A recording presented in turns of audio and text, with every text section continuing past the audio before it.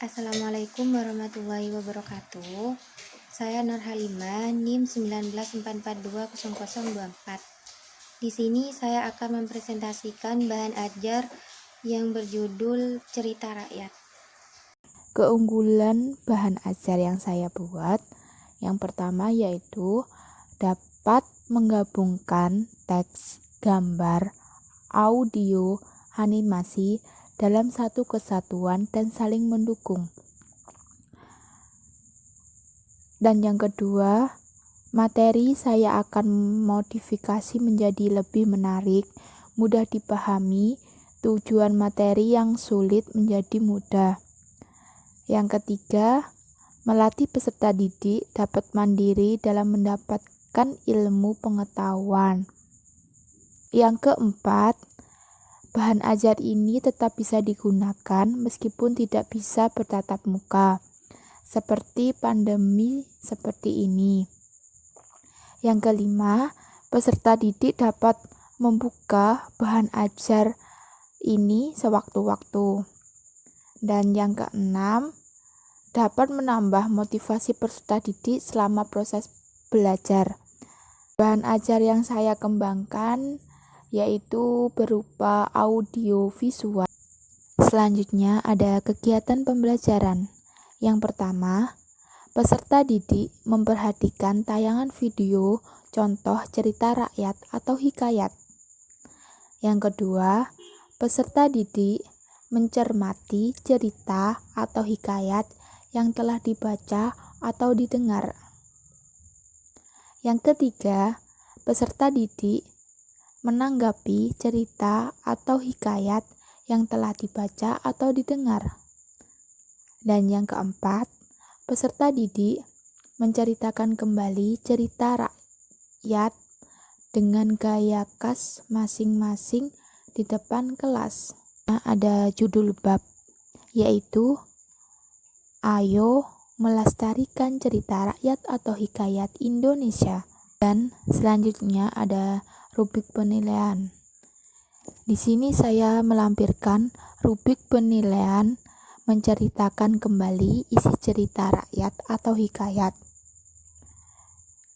Di sini ada 10 komponen, yaitu ada kesesuaian isi cerita, ekspresi wajah, penggunaan bahasa, gerakan, ucapan, intonasi, pengaturan jeda, intensitas dan kelancaran berbicara, diksi yang digunakan, dan sistematika. Dan ada skornya. Assalamualaikum warahmatullahi wabarakatuh.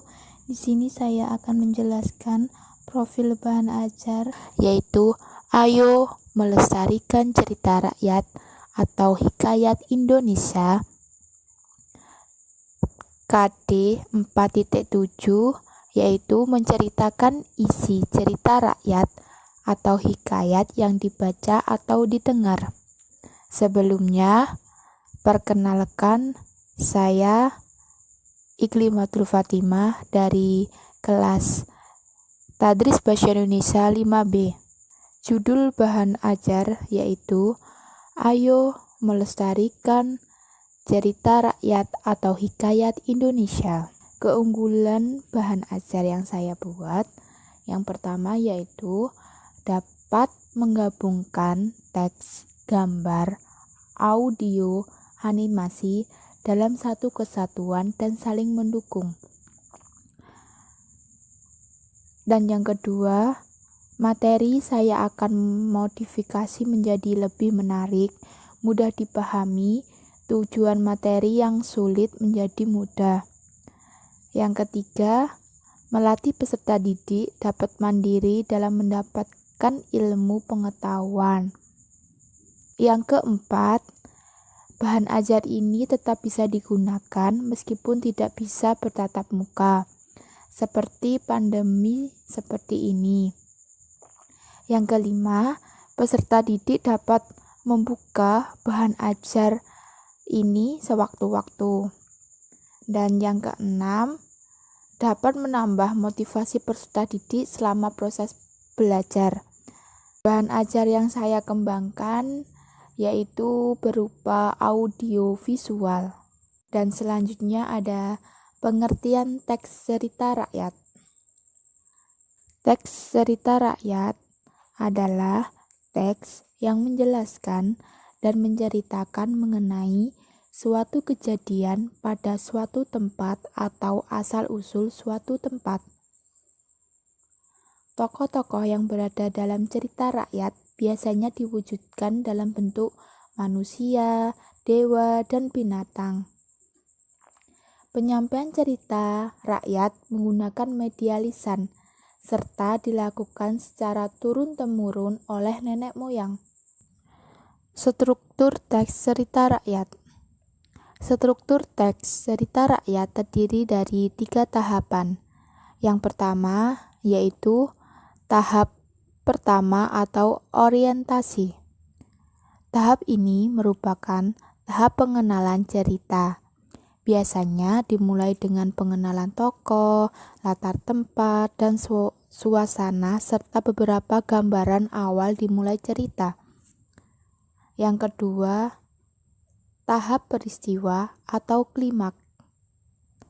Tahap ini merupakan tahap dimulainya tokoh bertemu tokoh lain.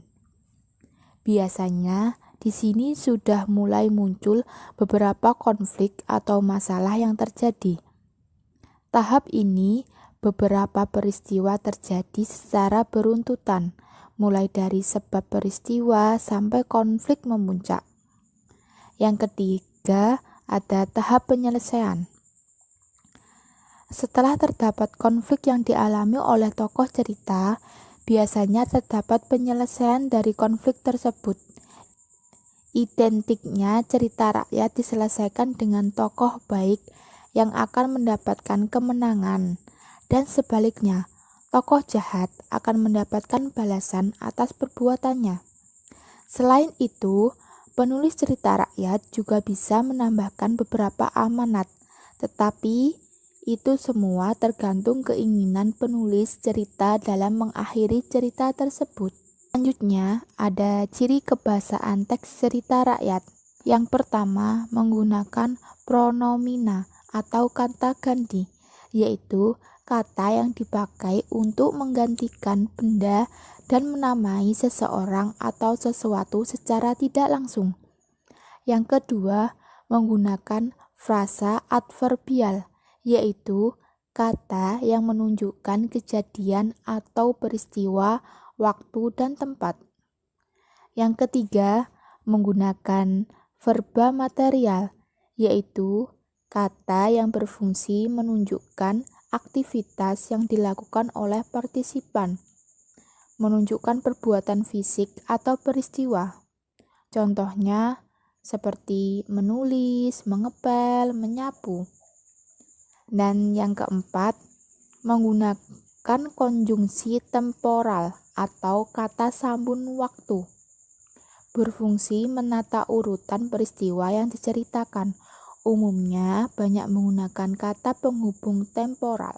Berdasarkan kompetensi dasar 4.7, menceritakan kembali isi cerita rakyat atau hikayat yang dibaca dan didengar.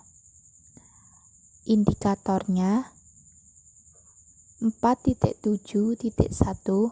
menceritakan kembali cerita rakyat atau hikayat yang telah dibaca atau didengar sesuai isi dengan gaya khas masing-masing. Indikator selanjutnya 4.7.2, menanggapi isi cerita rakyat atau hikayat yang telah dibaca atau didengar. Selanjutnya ada kegiatan pembelajaran. Yang pertama, peserta didik memperhatikan tayangan video contoh cerita rakyat atau hikayat. Yang kedua, peserta didik mencermati cerita atau hikayat yang telah dibaca atau didengar. Yang ketiga, peserta didik menanggapi cerita atau hikayat yang telah dibaca atau didengar. Dan yang keempat, peserta didik menceritakan kembali cerita rakyat dengan gaya khas masing-masing di depan kelas. Selanjutnya ada judul bab. yaitu ayo melestarikan cerita rakyat atau hikayat Indonesia. Dan selanjutnya ada rubrik penilaian. Di sini saya melampirkan rubrik penilaian menceritakan kembali isi cerita rakyat atau hikayat. Di sini ada 10 komponen, yaitu ada kesesuaian isi cerita, ekspresi wajah, penggunaan bahasa, gerakan, ucapan, intonasi, pengaturan jeda, intensitas dan kelancaran berbicara, diksi yang digunakan, dan sistematika. Dan ada skornya dari 1 sampai 5. Untuk penilaiannya yaitu jumlah skor dikalikan 2. Skor maksimal yaitu 50 dikalikan 2 sama dengan 100. Terima kasih sudah menonton video ini. Semoga bermanfaat. Wassalamualaikum warahmatullahi wabarakatuh.